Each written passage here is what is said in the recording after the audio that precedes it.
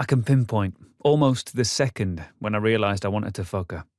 It wasn't the first time I saw her in the hallways of the university, nor was it when I first saw her read and watched her face move from awkwardness to elation.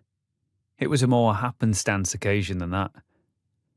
We'd tripped over one another while trying to buy coffee, me drifting, as usual, her clearly on the way to somewhere, but she stopped, as I did, awkwardly holding her coat and bag and some food shopping. It seemed rude not to invite her to sit with me, especially with the sun shining, as it was that moment. We perched on a recently vacated bench by the river. The ducks were fighting over crusts thrown by a small child and his mother. It was spring, so they were filled with its verve and aggression, trying to drown one another, mallards chasing females absent-mindedly, flapping and splashing. An elderly cocker spaniel waded nearby, paying them no mind. "Ducks are evil," I said, as I rolled a cigarette.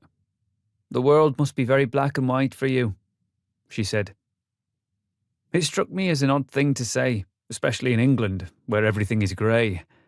But it was then that I realised I wanted to be inside her, to push her down, to render her imperious intelligence stupid with the weight of my body, with my younger, harder form. I could tell, of course, that she wouldn't accept being dominated. But it was a pleasant thought. She smelled like toast and marmalade, like wet leather. Yes, I wanted to fuck her. And I don't want to fuck women very often. I was new to the area then, although I feel old to it now, despite it being not much more than a year ago that this happened. My memory of that day is potent, but it's blurred, like the feeling of emerging into a bright afternoon after unexpectedly quick pints. Vivid, but indistinct. I can see the path underfoot as I walked away from her, having finished our coffees, with 2 Lotus biscuits in my pocket. She'd given me hers. I don't like them, but I took it anyway, and allowed them to crumble in my pocket over the coming days as some kind of reminder.